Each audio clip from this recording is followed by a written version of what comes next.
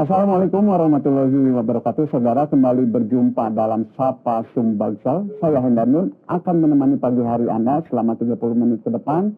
Kita akan membicarakan tentang perkembangan bisnis hotel di Sumatera Selatan. Dan bersama kami sudah hadir Sekretaris Umum Perhimpunan Hotel dan Restoran Indonesia Provinsi Sumatera Selatan, Pak Johan Tisera. Apa kabar, Pak? Baik. Oke.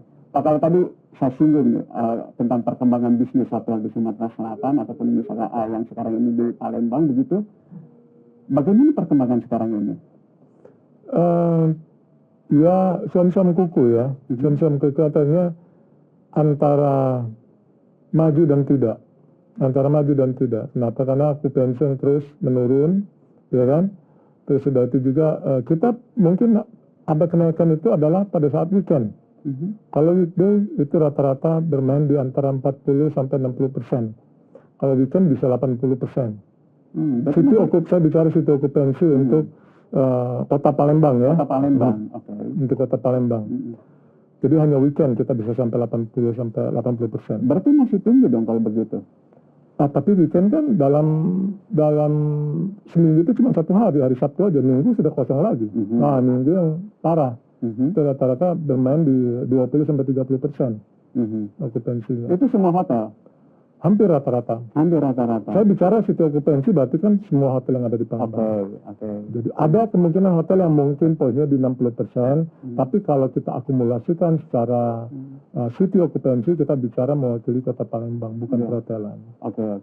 Berarti masih animo masyarakat untuk datang ke untuk menginap di hotel itu masih tinggi berarti di kota Palembang. Masih bagus, terutama ya masyarakat kabupaten yang mau coba melihat Palembang itu juga masih cukup bagus. Ya. Berarti pengunjungnya itu kebanyakan masih di Provinsi Sumatera Selatan begitu? Provinsi Sumatera Selatan. Kecuali kalau hari-hari besar, baru dari Lampung banyak juga, dari Jakarta juga banyak. Bahkan ada yang dari Padang, Medan. Karena Palembang kita tahu kan bukan kota kecil. Ya. Kalau tidak salah disclaimer juga saya ini nomor 4 setelah Medan. Ya kan? Jadi sebenarnya punya potensi yang cukup baik buat Palembang. Daya tariknya cukup kuat. Daya tariknya cukup kuat, terutama makanan pempek kita juga kan udah sangat terkenal itu. Ya, saya pernah baca dari salah satu peneliti makanan, penilaian makanan, kita cukup punya potensi kuat dari kuliner pempek tersebut. Mereka rata-rata berapa hari menghabiskan? Ya maksimal 2 hari lah. 2 hari? 2 hari, tapi rata-rata 2 hari lah kalau weekend ya. Ya, oke. Kalau weekend 2 hari, tapi kalau hari biasa mereka tergantung dengan bisnis, tapi rata-rata 1 hari. Oke. Berarti yang weekend itu berarti masyarakat umum dong? Masyarakat umum. Jadi kita itu kan market kita itu adalah individual, ya, individual, sudah itu government, sudah itu corporate dari perusahaan. Nah untuk Palembang sendiri sebenarnya dari market segment government dulu itu sangat tinggi. 2004 ya, kita bicara 2023 yang tertinggi itu.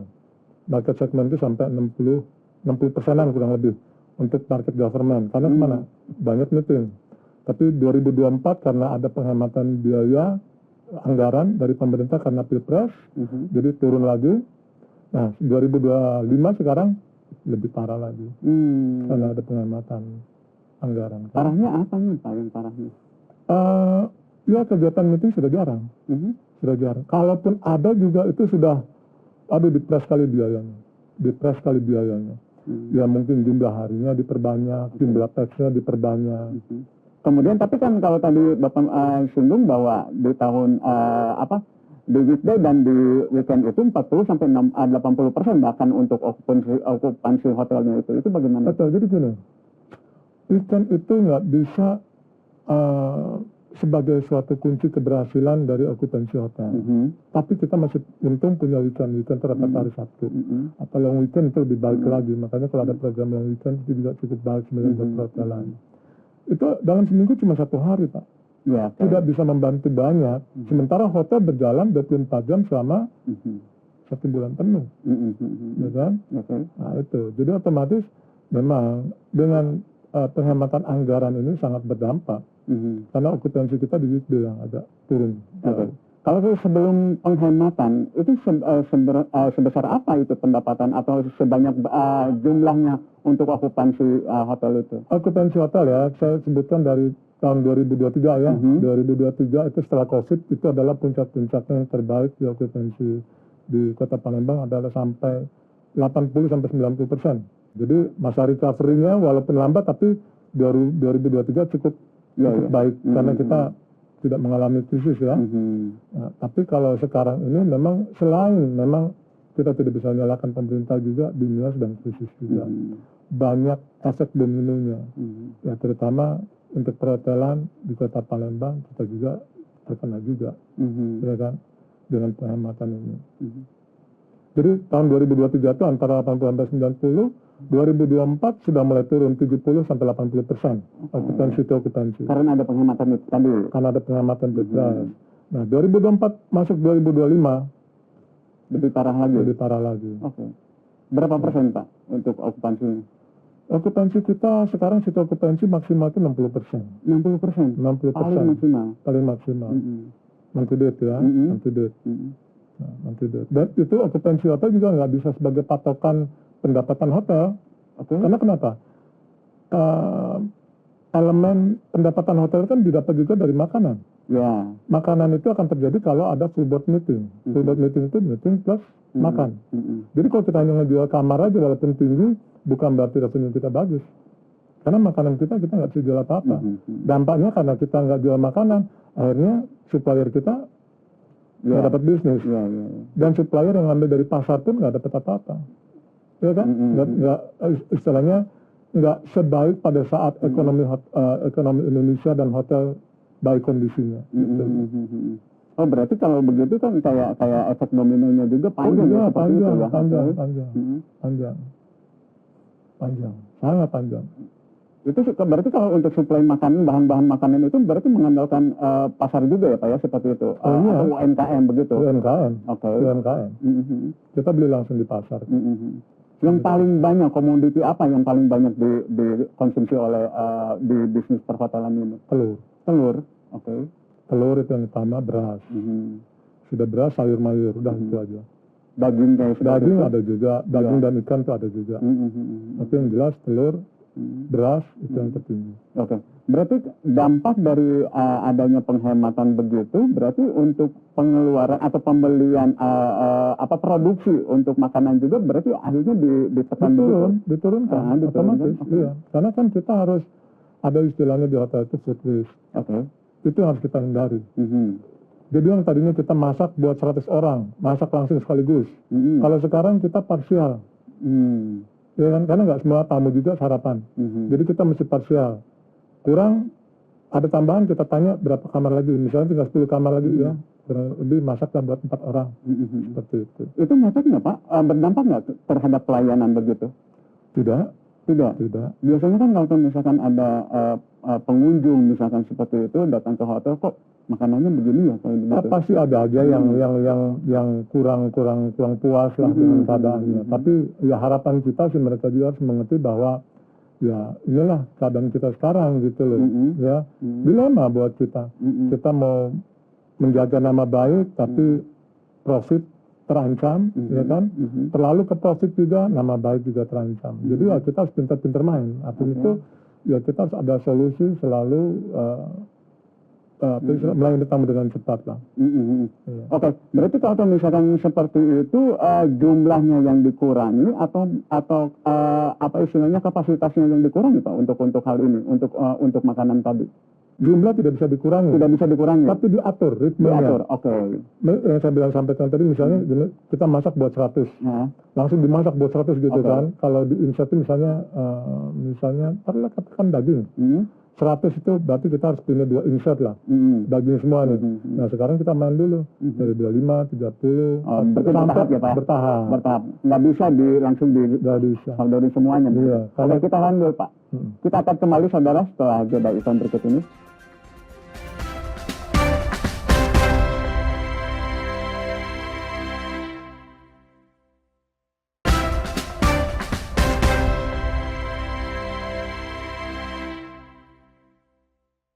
Baik saudara, masih di Sapa Sumbangsal dan kita kembali lagi melanjutkan perbincangan di pagi hari ini. Pak, kalau tadi kan sempat kalau misalkan untuk biaya produksi mungkin juga hotel juga mempertimbangkan begitu. Betul. Ketika misalkan okupansinya turun berarti otomatis biaya produksi untuk makanan Betul. demikian seperti itu juga dia Betul. mengatur sendiri karena kan Betul. harus menyeimbangkan begitu. Betul. Dan itu imbasnya ke bagian mana saja Pak, sisi-sisi mana saja di perhotelan itu? Ya, di hotel itu kan ada dua cost ya. Mhm. Satu fixed cost sama variable cost. Oke. Nah, variable cost ini bisa kita sesuaikan seperti tadi. Masak bisa secara bertahap. Tapi kalau fixed cost ini kan itu yang memang mau tinggi mau rendah ya kita tetap harus bayar. Contoh. Contohnya apa? Gaji. Oke. Itu yang salah satu yang benar-benar menjadi perhatian adalah masalah gaji. Fixed cost. Otomatis beberapa hotel sudah menerapkan istilahnya tidak menggunakan daily worker. Casual. Casual itu yang panggilan harian. Ya, dari anak-anak SMK itu yang kita panggil yang tujuannya juga ya bagus mereka dengan casual mereka bisa ada uang jajan atau membantu keluarganya kalau dibutuhkan. Tapi dengan ada DW di rumah kan pada saat kita butuh DW yang dipanggil. Kan seperti itu. Itu sudah berjalan atau bagaimana? Sebagian hotel sudah dijalankan. Sebagian hotel sudah dijalankan. Saya kasih gambaran gini saja. Di hotel itu terkenal dengan satu-satu. Artinya kalau misalnya ada jumlah kamar itu 100 kamar misalnya. Jumlah karyawan 100. Itu yang satu-satu. 100% berarti. Semenjak COVID turun menjadi 50%. Ya, menjadi 50%. Ada bahkan yang memang sudah selesai kontrak, ada juga yang sudah diperpanjang, ada yang memang DW juga diselesaikan. Nah, turun 50%. Berarti tinggal 50 karyawan. Nah sekarang bayangkan, kita sampai pelan-pelan ini, dalam bulan-bulan ke depan, mungkin akan menuju ke 38%. Jadi kalau 100 kamar, itu hanya 38 karyawan. 38 karyawan. Makanya saya bilang tadi, kalau untuk hotel-hotel yang 2 ke bawah, mungkin tidak terlalu berdampak. Tapi hotel-hotel yang mempunyai fasilitas banyak, ruang meeting, ada lounge, ada kolam renang, ada banyak fasilitas, otomatis kan kita butuh karyawan dong. Betul. Apalagi hotelnya besar misalnya. Pasti contohnya misalnya kita punya taman yang segitu besar, kita nggak bisa punya gardener 1 atau 2 orang. Iya kan? Nah itu. Jadi otomatis fixed cost yang harus dipertimbangkan. Fixed cost yang harus dipertimbangkan. Itu kalau jumlah karyawan itu mempengaruhi status hotel nggak Pak? Untuk sementara ini siapa yang bisa menyalahkan kondisi yang seperti itu? Pengusaha juga harus jalan, harus hidup. Iya kan? Daripada kolap semuanya. Nah itu. Tapi kalau misalkan dengan taruhlah kalau misalkan dengan pengurangan hanya di 38% dari jumlah kalau tadi itu membandingkannya dengan jumlah kamar, otomatis kan tidak seluruh fasilitas yang ada di hotel itu tidak terpegang akhirnya. Nah itu ini yang saya bilang bahwa sekarang kita di tengah kesulitan tetap kita mencari solusi Pak. Harus survive berarti ya, itu. Kita harus survive. Bagaimana caranya? Multitasking. Satu orang bisa megang berapa pekerjaan dan kita bisa melihat juga ritme kesibukan di suatu departemen, ya kan? Jadi kita tahu jam sekian sampai jam sekian dia ada di mana, jam sekian dan sekian ada di mana. Mau nggak mau sampai seperti itu. Memang agak rumit, tapi ini cara kita untuk bertahan. Ya. Tapi tidak ada penolakan dari karyawan seperti itu? Ya secara pribadi mungkin ada, tapi kalau kebanyakan karyawan sendiri menurut saya sih mudah-mudahan ya, mudah-mudahan saya juga disclaimer ya, artinya tuh tetap bersyukurlah dalam keadaan seperti ini kita masih bisa dapat pekerjaan, kita masih bisa membantu perusahaan untuk survive, saya rasa sih itu. Saya nggak bisa menjamin bahwa tidak ada yang komplain, karena memang itu kan stressful juga, ya. Karyawan aja stres, apalagi manajemennya kan gitu, apalagi ownernya kan gitu. Ya. Tapi ada kemungkinan kalau misalkan itu ketika okupansi itu tinggi lagi, kemudian pendapatan hotel juga dari meeting seperti itu juga tinggi lagi, apakah itu juga akan merekrut? Kita lihat nanti di tahun depan kebijakan bagaimana. Kalau anggaran sudah disetujui dan sudah ada kebijakan baru dari pusat, harapan kita sih ya bisa kembali lagi, ya kan? Bisa kembali lagi, pasti akan kita tarik juga, karena memang hotel rasionya tidak bisa terlalu berisiko. Oke, berarti dalam kuartal pertama di tahun ini belum pernah ada sama sekali dari pemerintah daerah itu meeting di hotel gitu. Meeting seperti itu? ada, Meeting ada. Tapi itu Oke. yang saya bilang bahwa meeting itu sudah diperkecil anggarannya. Oh. Sudah diperkecil anggarannya. Otomatis berdampak juga terhadap jumlah orang yang masuk. gitu. Jumlah orang yang masuk. Oke. betul. Pendapatan juga sudah mulai menurun.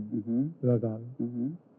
Gitu. Berapa persen, Pak, dibandingkan dengan kuartal pertama di tahun 2024? Rasanya turun. Ya, saya disclaimer lagi ya, karena oke. terus terang saya juga belum riset secara keseluruhan. Tapi kalau tolak ukur dari hotel yang saya kelola, ya itu bisa 50%-an turun. Turunnya Pendapatan 50%. 50%-an. Dibanding dengan kuartal pertama di 2024 begitu. 2024. So, apa yang dilakukan oleh hotel? Ya sementara ini kita mau nggak mau akan Masih menunggu begitu. masih menunggu. Ya, dengan cara pengurangan karyawan tadi yang habis kontrak, kemungkinan tidak diperpanjang, atau diri kita tidak pakai lagi, visual tidak pakai. Jadi schedule pun sekarang kita lakukan per hari. Jadwal kerja itu per hari. Karena sekarang juga punya tren di hotel itu untuk reservasi itu bukan same day reservation, tapi same time reservation. Orang sudah di front office baru dia buat reservasi. Ya, nah ini tantangan, challenge lah buat kita. Diprediksi kalau misalkan kalau saya sempat ngebuka dari BTS begitu, jumlah hotel yang tahun di 2023 itu di Palembang itu ada 55 hotel. Keseluruhan untuk di satu provinsi di Sumatera Selatan itu ada sekitar 83 gitu seperti itu. Nah, kalau di Palembang sendiri berapa jumlahnya? Yang kita catat di sini itu ada 71. 71. Berarti Itu ada semua penambahan. Semua bintang ya. Oh, semua bintang. Semua bintang. Okay. Dan kalau bintang 3 ke atasnya sendiri kita ada 42 hotel. 42 hotel. Berarti dengan penambahan yang seperti itu 42 hotel untuk bintang berarti sekitar 30-an ya Pak ya? 30-an 29 itu non bintang seperti itu. Bintang, betul. Berarti mampu menyerap tenaga kerja begitu? Justru dengan keadaan sekarang ini, saya kasih ilustrasi gini. Yang tadi misalnya waktu kondisi normal itu ada 100% karyawan, jumlah kamar misalnya 100 karyawan, ya kan? Ya normalnya Pak ya? Normalnya. Tapi karena COVID turun jadi 50%, jadi 100 kamar cuma 50 kamar. Nah sekarang dengan ada efisiensi anggaran ini, kita turun lagi menjadi 38%. Saya ada sedikit catatan. Dari 42 hotel ini disclaimer juga, tapi saya kasih gambaran. Kemungkinan ini akan kedepannya terjadinya seperti itu. Ya. Jadi jumlah hotel kita yang berbintang itu dari bintang 3 ke bintang 5 itu ada 42 hotel. Ya. Jumlah kamar itu ada 3.598, taruhlah 3.600 hotel kamar. Ya. Waktu COVID kita berkurang 50% menjadi 1.800 karyawan. Nah sekarang setelah ada lagi penghematan anggaran turun lagi menjadi 38%. Otomatis itu dikurangi lagi 684 karyawan. Ya. Jadi bayangkan dari 684 karyawan itu kita kasih gambaran 60% mereka sudah berkeluarga. Ya. Sudah berkeluarga berarti 2 orang yang ditanggung. Taruhlah rata-rata keluarga itu ada yang punya anak 1, ada yang punya anak 2. Taruhlah 1,5 lah ya.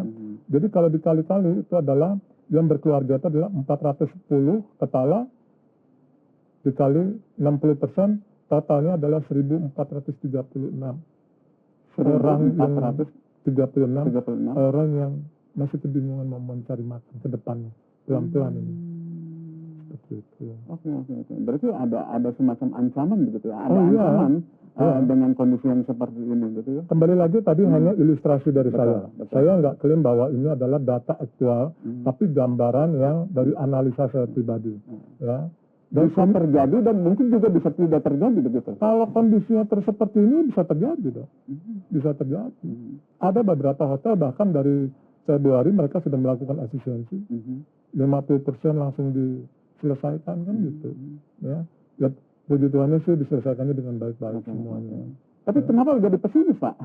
Harusnya kan bisa survive seperti itu gitu. Bukan masalahnya pesimis. Begini loh. Saya mewakili pemilik hotel lah ya. Otomatis kan kita juga sudah memperhitungkan nih kebetulan kalau hotel yang saya kelola sendiri sih sudah selesai lah, tidak ada pinjaman bank atau segala macam ya. Tapi kalau bayangkan hotel yang baru dibangun menggunakan pinjaman bank, ya kan, besar itu dampaknya, besar itu, stressful itu. Makanya kalau kita dengar di Jakarta itu begitu besar ombaknya, iya, karena di Jakarta besar-besaran. Nah ini juga salah satu kebijakan yang contohnya di Bali juga sama, penambahan hotel tidak dibatasi, ya kan. Jadi tidak ada antisipasi pada saat seperti sekarang. Malah saya kalau baca di medsos itu banyak villa-villa dijual murah, hotel dijual murah. Ya kan? Hanya yang bertahan itu adalah ya secara finansial memang memungkinkan, tapi itu juga pasti ada waktunya semuanya. Ya kan? Oke, berarti kalau misalkan untuk kedepannya nih, apakah bisnis bisnis hotel di Sumatera Selatan ini akan bagaimana seperti itu? Nah, kita tahan dulu Pak. Nah, baik. Kita akan kembali saudara setelah jeda iklan berikut ini.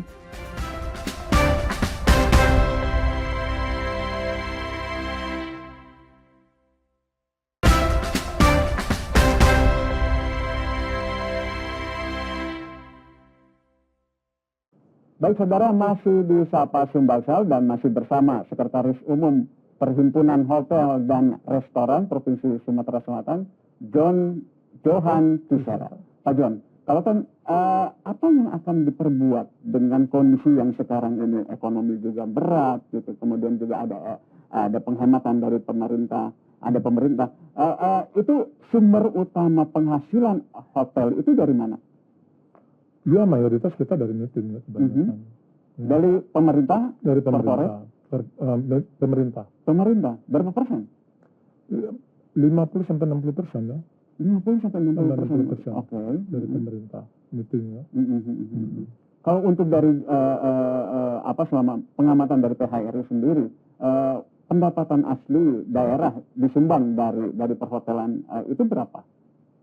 Yang jelas kita tuh di posisi yang kedua ya, sebagai penyumbang terbesar. Penyumbang terbesar. Pendapatan asli daerah. Oke. Ya kan? Jadi dengan adanya penurunan tingkat hunian, ya akan berpengaruh juga kepada pemerintah daerah. Seperti itu. Tapi saya mencatat kemarin itu ada pernyataan Pak Gubernur ya, Pak Herman Deru, yang waktu peresmian Asita saya acungkan jempol itu. Waktu beliau menyampaikan, kita sekarang jangan outbound, tapi inbound. Itu sejalan dengan kita, orang lokal nih, pengusaha hotel lokal. Memang sekarang itu bagaimana caranya kita itu mendatangkan orang banyak ke Palembang. Bukan membawa orang Palembang keluar. Ya kan? Inbound. Ya. Kemudian apa dampaknya? Ya, ini kan masih dalam proses. Tapi ada harapan? Harapan ada selama pemangku kebijakan, terutama pemerintah, baik Pak Gubernur dengan Pak Wali Kota juga memperhatikan kesiapan kita dari segi infrastruktur, dari segi tempat hiburannya, kualitasnya mau bagaimana. Kalau saya bisa kasih masukan gini, mohon maaf saya bukan ini ya, tapi kalau saya bisa kasih masukan, kita itu mohon maaf dari segi pariwisatanya memang perlu diperhatikan lagi, perlu yang lebih serius lagi, perlu segala sesuatu yang konsisten. Sebenarnya segala sesuatu itu bisa menghasilkan uang asal dikelola dengan cermat.